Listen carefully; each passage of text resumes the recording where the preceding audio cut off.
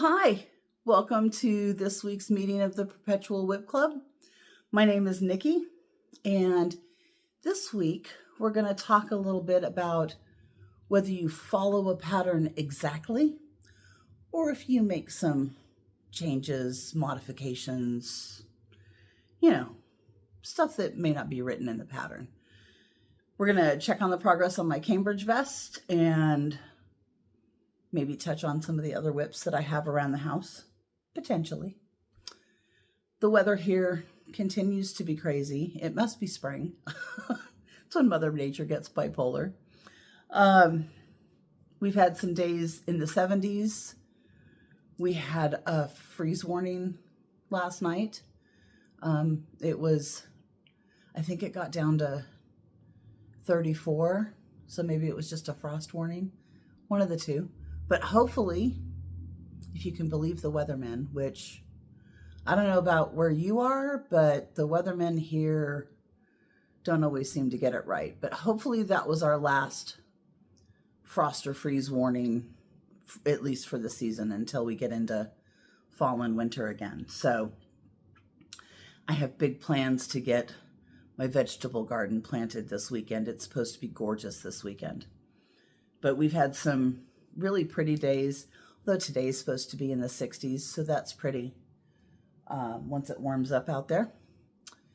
And but we've had some days where it was in the 40s, and tomorrow we're supposed to have rain all day. So after this, I'm going to go out and cut my grass again, because I'm in the season where I'm cutting it every 4 days. It's crazy.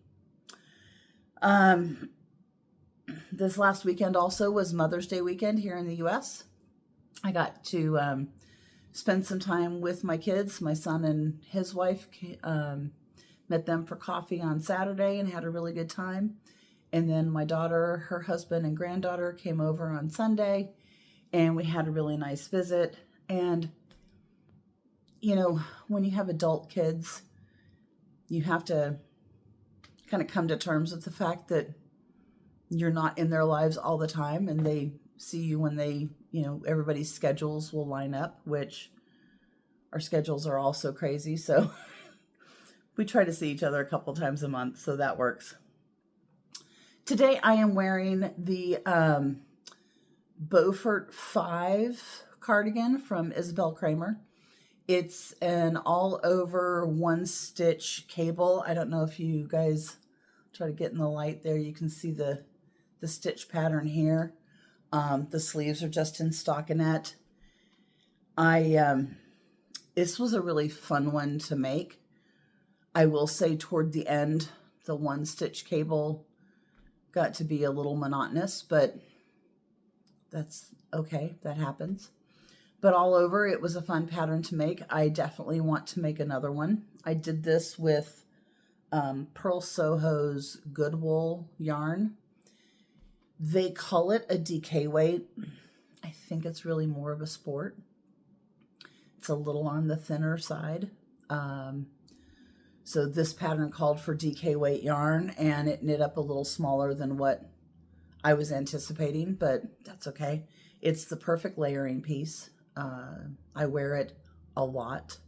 I will say that this yarn pills. I don't know if you can see that or not. That's what they make those little shavers for. So that's fine. But the color is gorgeous. The camera just doesn't do it justice. When you go out in the sunshine and you look at it, it's a dark teal with a black overlay. And the color is just beautiful. I have more of this yarn in my stash. Purl Soho is one of those places where I buy when I need a good solid or a good tonal. I know what I get from them. It's always going to be good quality. It's very consistent. So, and they run sales all the time, so you can get what you need on sale. And I'm just overall been really happy with their yarns. So I will definitely make more with this yarn. I do want to do another one of these sweaters in a different color, obviously, because I now have a blue one. I need one in a different color. So when I figure out what color I want to make, then I will do that. And My hair is just doing whatever it wants to today, apparently. I did finish the back of the vest. I finished both fronts of the vest, and it is now in the round. So I have a partial vest. So now I'm just at the part where I knit in the round for days and days and days and days. But it has now, since I'm not, it's a V-neck. So when you pick up the shoulders, you do a certain set of increases for the V-neck, and you do a different set of increases for the armhole. And then you do it for the other side, and then you join them, and then you knit round and round and round until you get it as long as you want it. And then you do some ribbing, and then you pick up around the neck with ribbing, and you add some ribbing to the sleeves. Just a simple vest. Vests, they go really fast because there's no sleeves. They're generally shorter than what you would make a regular sweater that you were gonna, wear over something, or, just wear as a single garment. So they knit up a lot faster. So I should be done with this one. It'll be a few weeks yet, but I should be done with this one relatively soon. I did take the Sophie hood out on a couple of outings last week, and I did finish the hood part. So now I'm just on the second half of the scarf where you're knitting and decreasing every so many rows. I don't need to worry about that one until, November-ish, maybe December, depending on what the weather does. So it's a nice little, when I'm going to go hang out with people and knit, because I don't have to really pay attention to what I'm doing other than how many rows between the decreases, and that's what row counters are used for. So then I will have to have another go-to simple knitting project that I can take with me. I got an update for a pattern that I bought last year. It's a cowl from Tori Knit NYC, and it's a cabled bandana cowl. In the fall, I wear a lot of cowls. I also wear them in the wintertime versus having a big old scarf unless I need a big old scarf. But it's just that nice little extra layer on your neck when the wind is blowing. And I have this gorgeous yak yarn. In fact, I think I have, oh yes, I do. I have it in the bag because I took it for show and tell to my knitting group. I don't know if you guys can see. This is from Chicken Knits, and it is 50% yak and 50% silk, and it's not dyed. It is this gorgeous brownish gray, and you're getting all tangled up in my bag here, but we'll fix that later. You can see the drape on this. I mean, it is just crazy drapey. So that cowl calls for, I think it's either a DK or a fingering and lace held double. So I have 4 skeins of the yak, and I think I'm going to hold that double, so 2 fingering, and do that cowl. It'll be so nice and drapey, and the yak will provide a lot of warmth.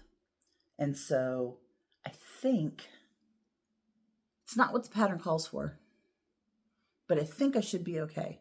So I will probably cast it on at some point. That will be a project I'll have to pay attention to because it's cables all over, and increasing and decreasing, and I haven't really looked at the pattern, so all the things. But so that kind of brings us around to our topic for this week. When you're looking at a pattern, and looking for patterns can be its own hobby. I cannot tell you the amount of time I have spent looking on various sites for various patterns. It's like, I want to knit a V-neck cardigan. Let me start looking.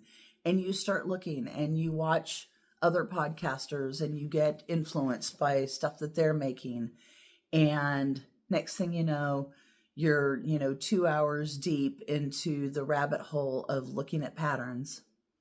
And you've got, 10 items in your cart that you're not going to buy all 10 of them. So then you have to go kind of and pick and choose what it is you're looking for.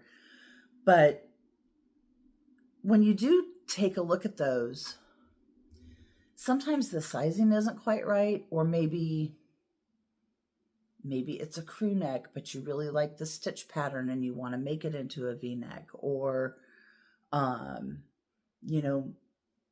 maybe there's ways that maybe it's a circular yoke, and sometimes the depth on circular yokes don't quite work right. So, you're going to need to make some modifications that aren't in the pattern. Or maybe it calls for a sport weight, but you have this DK weight yarn that you really want to make it in, or it calls for a DK and you have sport, vice versa, whatever. When you're looking at patterns, do you make those unwritten modifications? Do you use patterns as more of a suggestion than following it step by step? Now, there are some patterns, like this one, I would not try to make any modifications because of the cabled stitch pattern. Other than, actually, yes, I would. Because, again, this one calls for a DK weight. I did it in a sport weight. And I would really like to have it in a worsted weight. So then I have to do some math and figure out what my gauge is for a worsted weight so that I can then figure out what my size is. And there's a ton of videos out there about how you can do that math. So I'm not going to go into it because it's something I only do when I have to. But do you lengthen or shorten sleeves, or lengthen the garment to make it longer? There's a ton of, especially this time of year when we're looking at summer knits, there's a lot of really cute cropped t-shirts patterns out there. I don't wear cropped. I as I've said before, I'm a bigger girl. I don't want my belly hanging out. So, and the more weight I lose, the more the belly hangs. But that's a whole nother story. So you're going to have to make it longer. You might have to, for example, on the rocket tee, I didn't like the eyelet, the yarn over on the raglans. So the rocket tee that I made, I did make one right and make one left. I didn't want the eyelets going down the sides because, again, I don't want people to see my bra or be able to see through and see my skin. That's just me. You make it fit for yourself. So just, out of curiosity, is it just me and my little intermediate group of knitting friends that thinks patterns are just for suggestion for the most part? Or does everybody do that? Be really interested to see, what you guys think about that. I've got one that I may pick up as a side quest. That is, it's a boat net tank top. It's the, looking at my notes here, the Sabia, I think. It's a boat neck tank top, and it's, the pattern calls for sport weight yarn, preferably some sort of a, plant-based or, something like a linen merino or a linen cotton or a bamboo, whatever, because it's obviously a tank top and it's made for summer. And I have in my stash some, it's the Cumulus yarn from Juniper Moon Farms, which is a cotton and nylon blend. Super soft. And the nylon gives it a little bit of stretch, so it's not so hard on my hands. But it's worsted. So I'm looking at this tank top, and the sizing on the tank top is not fabulous. I think there's only 4 sizes, and the biggest one is not quite big enough for me if I were to do it in the yarn that it was called for.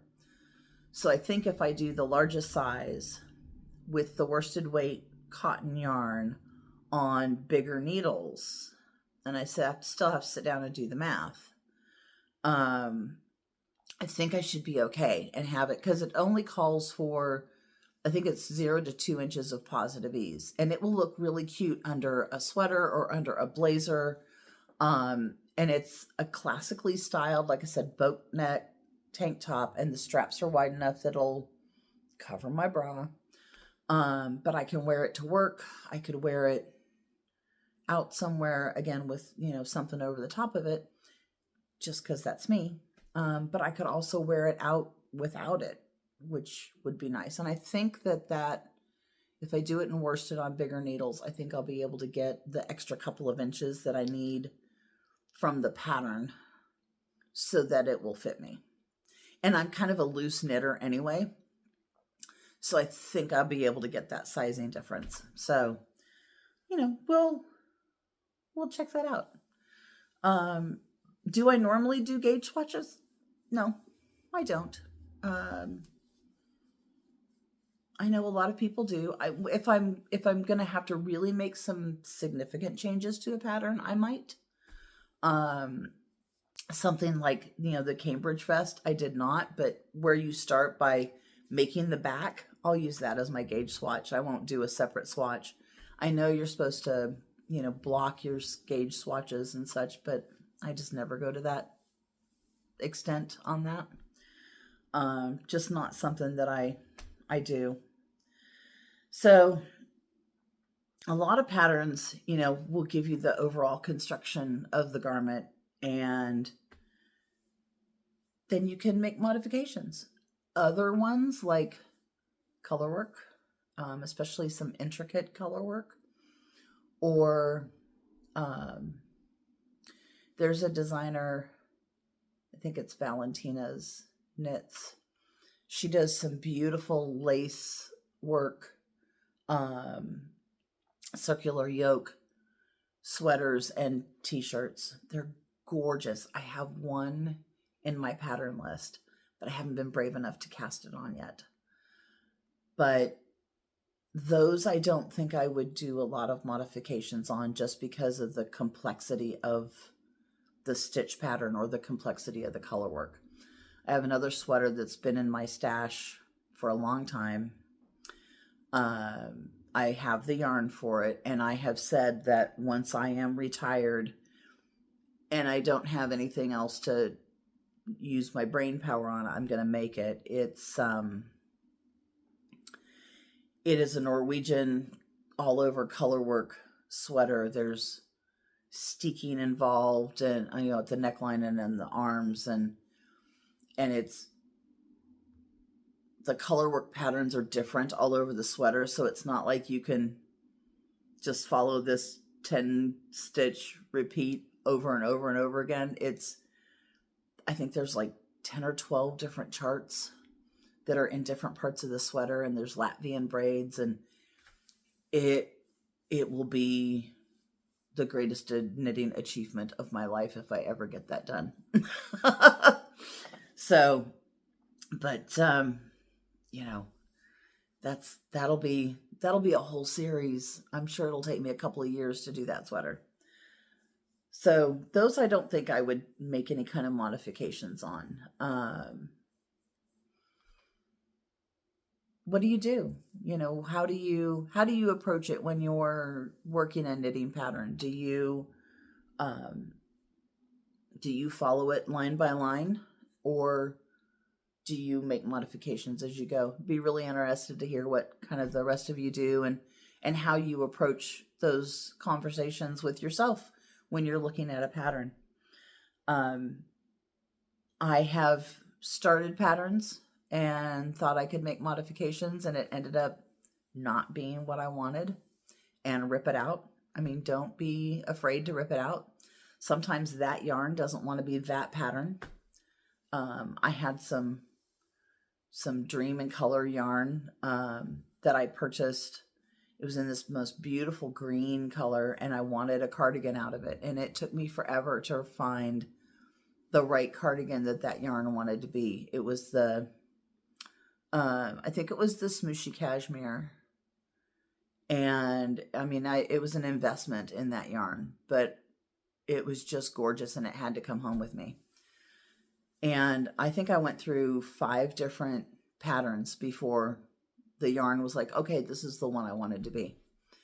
And then I ended up making it too big and gave it to my daughter. It's like, here, you need a comfy, cozy sweater. Have at it. So now I have to make something else in that green. There are also some patterns out there that will work with like any gauge of yarn or needle size. The ranunculus comes to mind, that you can kind of make with anything. I have not made a ranunculus yet. Am I the only knitter that's not made a ranunculus yet? Because I know some knitters have made multiples. I have the pattern, I just haven't made it yet. I haven't figured out what I want to make it out of, if that makes sense. So I like the pattern. I like the ones that I've seen. There's a gal who's relatively local to me. Her name is Amber. She has the A Lovely Yarn podcast, and she just did a series on Sanduskarn Lena and the drops. I don't remember their linen one. I don't remember which one it was, but she did 2 ranunculus shirts, and they were beautiful. And I know she's had several others. I just haven't gotten brave enough to make one yet, or haven't found the yarn that I want to use. So we'll take a look at that.